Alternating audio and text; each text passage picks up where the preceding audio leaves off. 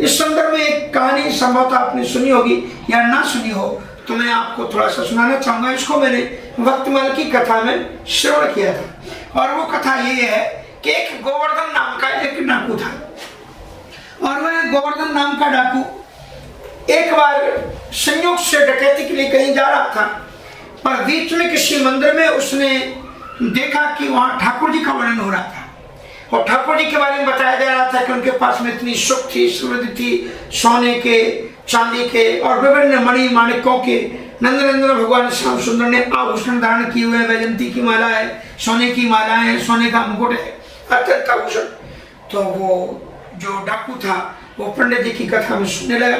उसने सोचा जिस बच्चे के पास में गैया चढ़ाता है, सोने के आभूषण है, नाना रत्न है, उपहार है, तो क्यों ना इसी को लूट करके जीवन को आनंदमय कर लिया जाए।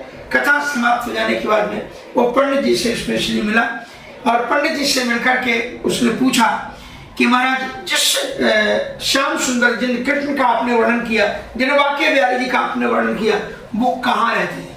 क्या सचमुच में उनके पास में इतनी समृद्धि है, सोने का हार धारण करते हैं, बाजूबंद उनके सोने के, विभिन्न कीमती मणि माणिकों से बने हुए उन्होंने आभूषण धारण कर रखे हैं?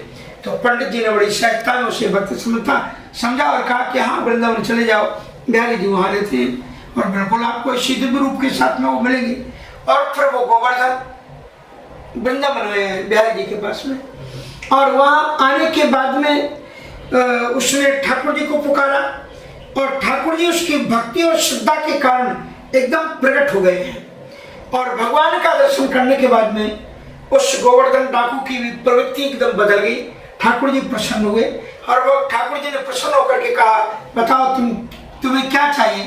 तो उसने केवल इतना ही मांगा कि ठाकुर जी, मैं भी आपके साथ में अमर हो जाऊं, और जिस प्रकार से आपका पूजन होता है, आपके साथ साथ में मेरा भी पूजन दुनिया में हो, ऐसी कामना करता हूँ।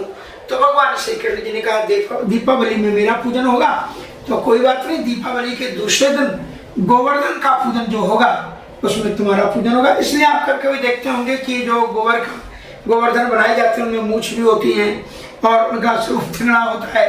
तो एक वैकल्पिक कहानी है, और वैसे तो गोवर्धन जी का बड़ा महत्व है। हमारे श्रीमद वृंदावन धाम में आप जब जाएंगे तो वहाँ पर जो गोवर्धन जी हैं, गोवर्धन की लोग परिक्रमा करते हैं, और गोवर्धन जी की परिक्रमा करने से हमारे जीवन की दारिद्रता नष्ट हो जाती है, सारी मनोकामनाएं पूर्ण होती है। इसलिए बड़ी श्रद्धा और भक्ति के साथ में गोवर्धन पूजन करें, 56 व्यंजनों का भोग लगाएं।